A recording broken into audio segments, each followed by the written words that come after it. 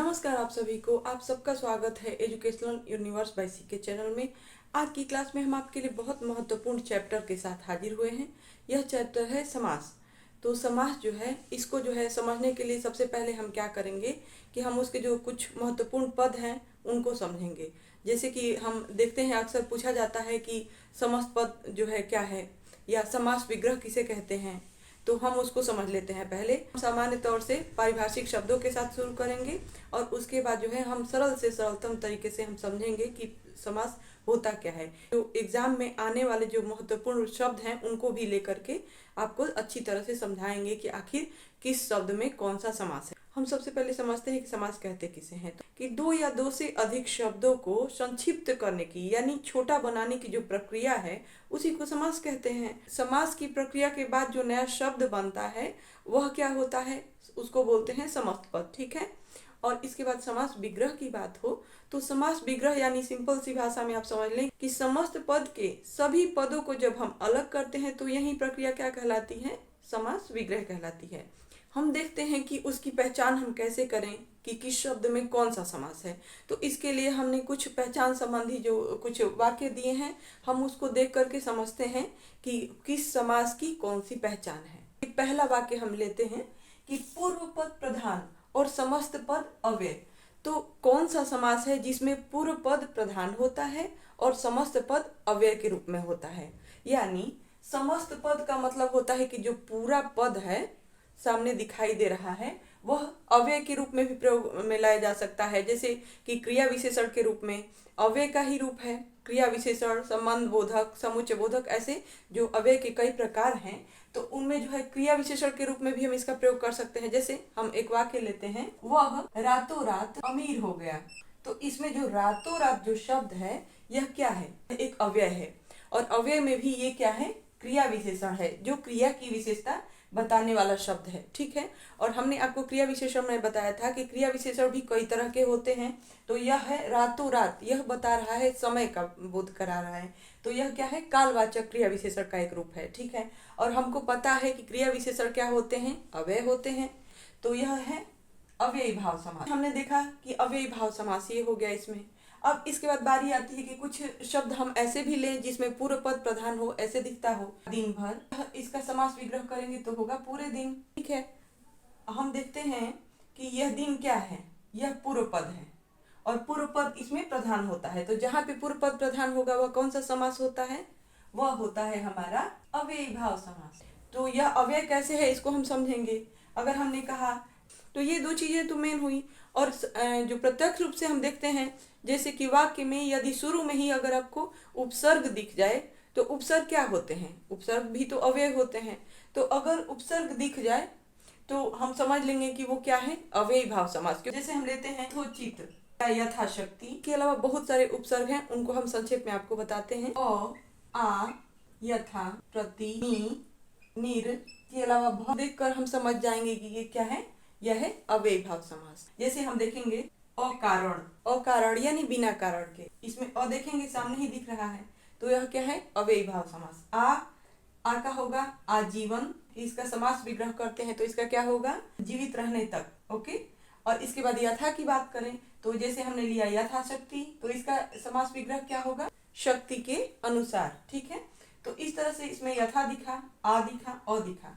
इसके बाद प्रतिदिन, नी का क्या होगा, निकम्मा, कम्मा यानी बिना काम के। प्रतिदिन यानी इसका क्या होगा, हर दिन। और नीर का क्या होगा, निर्बल। ठीक है। तो इसमें निर सुनाई, निर्बल या निर्मल यानी बल से रहित या मल से रहित। तो ये सभी जो है इसके समास विग्रह होंगे। ठीक है। और भर प्रत्यय की जहां तक बात हुई, जैसे हमने कुछ शब्द लिए दिन भर, इस तरह हमने अव्ययी भाव समास के लक्षण समझ लिए। अब बारी आती है अगले वाक्य को समझने की। उत्तर पद प्रधान और विभक्ति चिन्ह का लोप। समास में होता है कि जिसमें दूसरा पद यानी अंतिम पद प्रधान हो और विभक्ति चिन्हों का लोप हो। तो यह है आंसर हमारा तत्पुरुष। तत्पुरुष समास जो है इसको समझने का सबसे सरलतम तरीका यह है कि इसमें जो है विभक्ति चिन्हों का लोप रहेगा। समास विग्रह करेंगे तो वहां पे जो है आपको विभक्ति चिन्ह दिखेंगे। गुण युक्त, ऋण मुक्त या चिड़ी मार कि इसका समास विग्रह करते हैं तो गुण युक्त का क्या होगा, गुण से युक्त। तो इसमें से जो है यहाँ पे दिख नहीं रहा है, ठीक है। तो जहाँ पे विभक्ति चिन्हों का लोप रहता है वे होते हैं सामान्यतः तत्पुरुष समास। ऋण मुक्त का यदि हम समास विग्रह करते हैं तो होता है ऋण से मुक्त। अब चिड़ी मार जो है, यह शब्द बार बार एग्जाम में पूछा गया है। चिड़ी मार का समास विग्रह करेंगे तो यह होगा चिड़िया को मारने वाला। तो इस तरह के अगर समास विग्रह में अगर आपको दिखे शब्द तो आपको समझ में आएगा कि ये है तत्पुरुष समास, ठीक है। और यहाँ पे युक्त और मुक्त इस तरह के अगर समास विग्रह में या प्रत्यक्ष रूप से आपको दिखे तो आप समझ लेना कि वह है आपका तत्पुरुष समास। हम देखते हैं कि सामान्यतः समास के कई भेद होते हैं, लेकिन उनमें तत्पुरुष समास जो है इसकी अंतर्गत ही कर्मधारय समास को भी माना गया है और द्विगु समास को भी। तत्पुरुष समास के बारे में और अच्छी तरह से समझ लेते हैं। विभक्ति चिन्ह जो है हमारे, उन सभी विभक्ति चिन्हों में कर्ता कारक का विभक्ति चिन्ह ने को छोड़ करके बाकी सभी 6 विभक्ति चिन्ह जो हैं, जैसे हमने लिया कर्म, करण, संप्रदान, अपादान, संबंध और अधिकरण, शरणागत। हम आपको बता रहे हैं कि कुछ शब्द हैं, जैसे हमने लिया पाठशाला, शयन कक्ष या सत्याग्रह, गुणयुक्त, ऋण मुक्त। इसके बाद संबंध की जहाँ तक बात, जैसे कि हमने लिया संबंध में राजाज्ञा और अधिकरण में हमने लिया घुड़सवार या लोकप्रिय। तो ये सब जब शब्द आते हैं तो इनमें कौन सा समास होगा इसको जानते हैं हम। कर्म में देखें शरणागत का होगा, शरण को आगत, तो इसमें क्या है तत्पुरुष समास है। यश प्राप्त, यश को प्राप्त, और इसके बाद जो है इसमें को छुपा हुआ है। और करण इसे समझ देखेंगे हस्तलिखित या स्वलिखित, हस्त द्वारा लिखित या स्व से लिखित, तो यह सब जो है करण कारक के उदाहरण हो गए। और इसके बाद बारी आती है कि संप्रदान कारक, तो पाठशाला, पाठ के लिए शाला, ठीक है। शयन के लिए कक्ष, सत्य के लिए आग्रह, तो ये सभी जो है आपके समास विग्रह बनते हैं। और अगले शब्द में देखेंगे कि ऋण मुक्त, ऋण से मुक्त, तो यहाँ पे से छुपा हुआ है तो यह हो गया अपादान तत्पुरुष। अगर पूछा जाए कि यह कौन सा तत्पुरुष है तो आप जो है तत्पुरुष समास जो है इनके आधार पर भी नाम इसके रखे गए हैं। जैसे कर्म तत्पुरुष होगा, ये सब जो शब्द दिए गए हैं ये कर्म तत्पुरुष के अंतर्गत आएंगे। हस्तलिखित और स्वलिखित जो है करण तत्पुरुष माने जाएंगे, ठीक है। पाठशाला, शयन कक्ष और सत्याग्रह ये सभी हैं संप्रदान तत्पुरुष, ठीक है। इसके अलावा अपादान तत्पुरुष, ऋण मुक्त, ये सभी हैं अपादान तत्पुरुष, इनको बोला जाएगा, ठीक है। और राजाज्ञा यानी राजा की आज्ञा, ठीक है। राजमहल यानी राजा का महल, इसमें व्यक्ति चिन्ह का लोप हुआ है। ये काकी के जो शब्द हैं ये इसमें छुपे हुए हैं, तो इस तरह से व्यक्ति चिन्हों का लोप हुआ है संबंध कारक में, तो ये बोला जाएगा संबंध तत्पुरुष। अगर आता है कि राजाज्ञा में कौन सा समास है तो संबंध तत्पुरुष होगा, ठीक है। सामान्यतः तत्पुरुष का ही यह भेद है, ओके। अधिकरण तत्पुरुष के कुछ लेते हैं उदाहरण, जैसे हमने लिया घुड़सवार, तो इसका होगा समास विग्रह घोड़े पर सवार। लोकप्रिय यानी लोक में प्रिय, ठीक है। तो इस तरह से हम इसका समास विग्रह करते हैं। तत्पुरुष समास में ऐसा भेद है जिसको बार बार एग्जाम में पूछा जाता है, तो हम उसको देख लेते हैं कि तत्पुरुष में एक आता है नए तत्पुरुष। तो नए तत्पुरुष में देखते हैं कि जैसे हमने लिया अयोग्य, अनुचित, तो इस तरह से अगर शब्द आए उसमें और आगे जुड़ा हो और आगे है अन, तो ये अ और अन अगर आगे जुड़े हैं तो उसमें देखेंगे कि इसका समास विग्रह कर लेंगे। योग्य न, योग्य नहीं, जो योग्य नहीं हो, योग्य नहीं हो या उचित न हो, तो इस तरह का यदि भाव आता है तो वहां पे क्या होता है नए समास। हम देखते हैं कि जहाँ पे किसी चीज का अभाव हो यानी योग्यता का अभाव है, योग्य नहीं है, तो यहाँ पे होगा नए समास, ठीक है, नए तत्पुरुष। और इसके अलावा हम देखते हैं कि अयोग्यता अगर आ जाता है तो आप क्या करेंगे, अयोग्यता, तो इसका क्या समास विग्रह होता है बिना योग्यता के। अब बारी आती है अगले वाक्य की। विशेषण विशेष संबंध और उपमान उपमेय संबंध, यह किस समास में होता है, यह होता है कर्मधारय समास में। हमने लिया नील कमल, भल मानस, काली मिर्च, तो इस तरह के अगर कुछ शब्द हमको दिखें जिसमें हम देखेंगे कि विशेषण जो है क्या है नील, नील यानी नीला, और कमल क्या है, यह विशेष्य है। कमल की विशेषता बताने वाला शब्द होता है, जो पूर्व पद होता है वो दूसरे पद की विशेषता बतलाता है। तो दूसरा क्या हो गया, यह हो गया हमारा विशेष, जिसकी विशेषता बताई जाती है, और विशेषता को बताने वाला जो शब्द होता है वह क्या होता है, विशेषण होता है। ठीक है, तो जहाँ पे विशेषण और विशेष संबंध दिखे वह होता है हमारा कर्मधारय। आगे देखेंगे कि भल मानस, तो इसका समास विग्रह हम करते हैं तो क्या होता है, भला है जो मानस, मानस यानी मनुष्य, तो यह मनुष्य क्या है, भला है। ये भला क्या है, उसकी विशेषता है। तो विशेषता अगर है तो यानी विशेषण शब्द है, और मानस क्या है, यह हमारा विशेष हो गया। काली मिर्च, तो इसमें भी हम देखेंगे कि मिर्च कैसी है, काली है, तो यह इसका रंग बता रहा है। ठीक है, या इसकी खूबी है कि यह क्या है, यह काला है। तो विशेषण विशेष संबंध हमें दिख गया। उसके बाद जो है हम देखेंगे कि जैसे हमने लिया चंद्रमुख, तो पहला पद जो है दूसरे पद की विशेषता बताता है, तो भी होता है कर्मधारय। कर्मधारय समास में दो ही चीजें मुख्य हैं, पहला तो हो गया विशेषण और विशेष संबंध अगर दिखता है, और दूसरा क्या है कि उपमेय और उपमान साथ में दिखते हैं तो वहां पे होता है कर्मधारय समास। भले ही उपमान शब्द पीछे हो या आगे हो, उससे कोई फर्क नहीं पड़ता। जैसे हमने लिया चंद्रमुख कहें या मुख चंद्र कहें। हम देखते हैं कि अगला वाक्य कौन सा है, पूर्व पद संख्यावाची हो, यानी पहले पद में ही संख्या दिख जाए, और पूरा पद यानी समस्त पद जो है समूह का बोध कराता है। और कुछ ऐसे शब्द लेते हैं हम, जैसे हमने लिया नवरात्रि, नवग्रह, अष्टाध्यायी, शताब्दी, चौराहा। सभी में देखेंगे कि नौ, नौ, अष्ट, शत, चौ, चौ यानी 4, शत यानी 100, तो ये सभी क्या है, ये संख्यावाचक शब्द हैं। और 9 में ये आ गया, ये भी आ गया, इसमें भी संख्या दिख गई। ठीक है, और इसमें भी संख्या दिख गई। तो पहले संख्या दिख गई, और दूसरा क्या है कि ये समस्त पद, ये सभी पद जो हैं इनको समस्त पद बोला जाता है। तो ये सभी पद जो है यह समूह का बोध कराए। तो कैसे पता चलेगा, जब हम उसका समास विग्रह करते हैं तो सामान्य रूप से पता चल जाता है। 9 रातों का समूह, 9 ग्रहों का समूह। अष्टाध्यायी का अर्थ होता है 8 अध्यायों का जो है समूह, यानी समाहार। शताब्दी, शत, शत यानी 100, अब्दों यानी वर्षों का जो समूह है उसको बोलते हैं शताब्दी। चौराहा, चौराहा यानी 4 राहों का समाहार। ठीक है, अब इस तरह से और भी बहुत सारे हैं। जैसे हमने लिया अष्ट धातु, तो यह होगा 8 धातुओं का समाहार। हम देखते हैं कि पूर्व पद संख्यावाची और समास पद समूह का बोध कराया, तो वह कौन सा हुआ, समास द्विगु। आगे पूछा है कि दोनों पद प्रधान हो और दो विलोम शब्दों के मध्य योजक चिन्ह हो, तो वह जो है शब्द किस समास का होगा। जैसे हमने लिखा हरिहर, राम कृष्ण। हम देखते हैं कि दो विलोम शब्द को ले लेते हैं। जैसे हमने लिखा माता पिता या पाप पुण्य,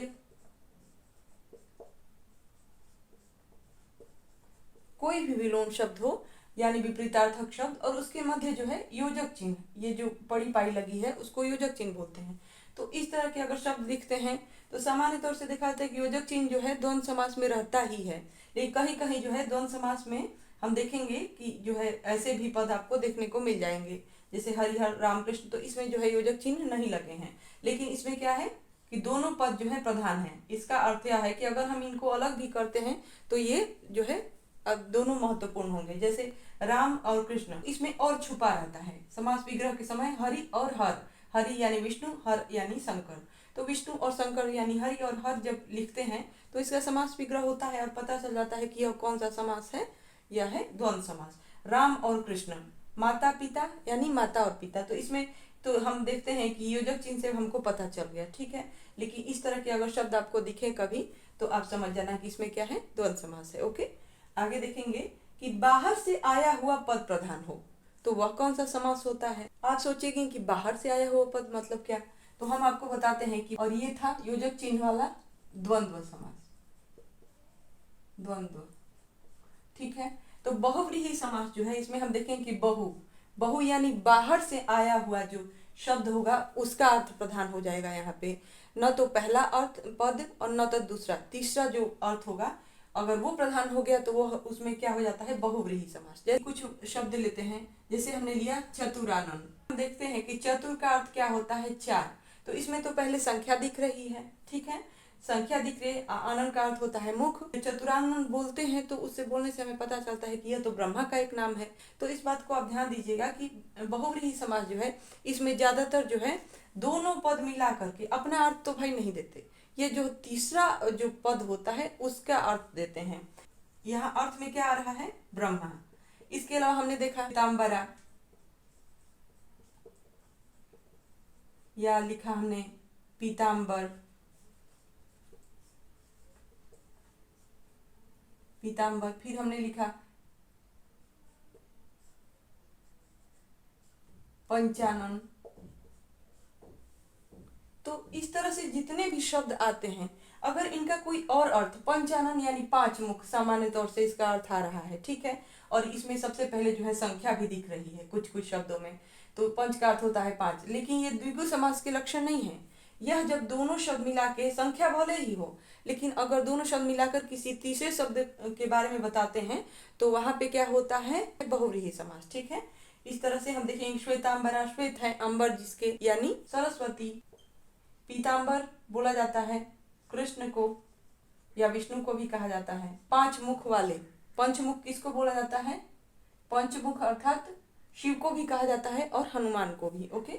और इसके अलावा देखिए जैसे हमने लिया वीणा पाड़ी, चक्र पाड़ी, तो इसका जब समास विग्रह करते हैं तो क्या होता है? वीणा है पाड़ी में जिसके, या चक्र है पाड़ी में जिसके। तो वीणा किसके पाड़ी? पाड़ी यानी हाथ, तो किसके हाथ में वीणा है? सरस्वती। ये सभी नाम जो है सरस्वती के उपनाम है, ओके। कोई भी शब्द हो, अगर उसमें संख्या भी दिखती हो तो इससे द्विगु समास नहीं होता है। अगर पूरा जो अर्थ देखें तो वह जो है तीसरे पद के बारे में अगर बता रहा हो तो वहां पे जो है बहुव्रीहि समास हो जाएगा। अब हम आगे जो है कुछ क्वेश्चन लेते हैं जिससे हमको पता चल जाएगा कि हमने अभी तक क्या सीखा है। 10 वाक्य हैं जिसमें हमको देखना है कि कुछ रेखांकित शब्द हैं, उनके समास हमको बताने हैं। एड्स एक लाइलाज बीमारी है, तो हम देखते हैं कि लाइलाज, इसमें कौन सा समास होगा? सबसे पहले देखें कि ये ला क्या है? यह एक उपसर्ग है, उपसर्ग यानी अव्यय, तो इसमें क्या होगा? इसमें होगा अव्ययी भाव समास। और इसके साथ साथ यदि हम देखेंगे कि ला के अलावा बाकमाल या बेइज्जत, बे या बखूबी, ये सभी जो है हम देखेंगे, अगर दिख जाए तो ये क्या होता है? ये सभी होते हैं उपसर्ग के रूप में आएंगे अगर, तो ये होंगे अव्ययी भाव समास, ठीक है। उसे बाइज्जत बरी कर दिया गया, तो हमने आपको बताया अभी कि ये बा जो है यह क्या है? यह एक अव्यय है यानी उपसर्ग है, तो यह क्या हो गया? हमारा अव्ययी भाव। ला इलाज का अर्थ होता है जो बिना इलाज के। बाइज्जत यानी इज्जत के साथ, तो इज्जत के साथ जहां पर साथ वाला भाव आता है समास विग्रह में, यह हो जाता है हमारा अव्ययी भाव समास। और ऊपर से देखेंगे कि यह अव्यय कौन सा है? संबंध बोधक अव्यय, ठीक है। उसने यह कार्य बखूबी किया, तो इसमें देखेंगे कि बखूबी का क्या होगा? खूबी के साथ, तो यह भी क्या हो गया? हमारा खूबी के साथ। तो जहां पे साथ का भाव आता है समास विग्रह में, वह हो जाता है हमारा अव्ययी भाव समास। और देखें कि बखूबी यह क्या है? यह जो है हमारा अव्यय है यानी संबंध बोधक अव्यय, ठीक है। पुलिस ने पाकिट मार को पकड़ा, तो देखते हैं कि पाकिट मार में कौन सा समास है? पाकिट मार आए, चाहे आए गिरहकट आए या चिड़ी मार आए, तो ये सभी क्या है? ये हमारे हैं तत्पुरुष समास, पाकिट को मारने वाला, ठीक है। तो ये इसमें हो गया तत्पुरुष समास। दिन अनुदिन, तो इसका जो है संधि विच्छेद होगा तो क्या बनता है? दिनानुदिन तदूषण बढ़ता गया, इसका होगा अव्ययी भाव समास।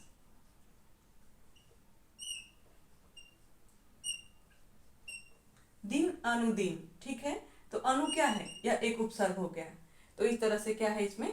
अव्ययी भाव समास। आगे देखेंगे कि एक दिन के बाद एक दिन, तो यह आता है दिन अनुदिन। अगला देखेंगे कि वह अपने शत्रुओं से अनभिज्ञ था, तो इसमें देखेंगे वह अपने शत्रुओं से अनभिज्ञ था, तो इस वाक्य में हम देखेंगे कि अनभिज्ञ जो है इसमें अन उपसर्ग है, ठीक है। इस तरह से हम देखेंगे कि इसमें अन उपसर्ग तो है, लेकिन इसका जब समास विग्रह हम करते हैं तो इसका होता है कि जो भिज्ञ न हो, तो जहां पे अभाव हो वहां पे क्या होता है? वहां पे होता है नए तत्पुरुष, ठीक है। जबकि उपसर्ग लगा है अनुपसर्ग, लेकिन यहाँ पे क्या होगा, नए तत्पुरुष, यानी भिज्ञ न हो, इस तरह का भाव यदि आए, जैसे अयोग्य, अनभिज्ञ, अयोग्य, इसके अलावा अनुचित, जो उचित न हो, तो इस तरह का अगर अर्थ आता है समास विग्रह में, तो अगर अभाव दिखे वहां पे होगा नए तत्पुरुष, ठीक है। यह बहुत इंपॉर्टेंट है। वह अपना काम धड़ाधड़ करता रहा, तो यदि देखें कि इसमें यह धड़ाधड़ जो है, इसमें धड़ और धड़ दो बार बोला गया है, थोड़े से अंतर के साथ। धड़ाधड़, रातों रात, हाथों हाथ, या हम देखते हैं कि इस तरह के अगर शब्द दिखें तो इन सब में क्या होता है, अव्ययी भाव समास, क्योंकि इसको बोला जाता है पुनरुक्त शब्द। पुनरुक्त यानी एक ही शब्द को जब पुनः बोला जाए तो यह होता है अव्ययी भाव समास। इसके अलावा पुनरुक्त शब्दों में कुछ ऐसे भी शब्द होते हैं, जैसे एक ही शब्द को हूबहू बोला जाए तो भी होता है। तो इस तरह से आज हमने समास के बारे में पढ़ा। आज की कोशिश आप कैसी लगी इसके बारे में कमेंट करके हमें ज़रूर बताएं, और अगर आपको लगता है कि इसमें और भी कुछ जुड़ना चाहिए तो इसके बारे में कमेंट जरूर करें अपने महत्वपूर्ण समय में से समय निकाल करके। और कल वाली क्लास में हम फिर मिलते हैं, तब तक के लिए नमस्कार।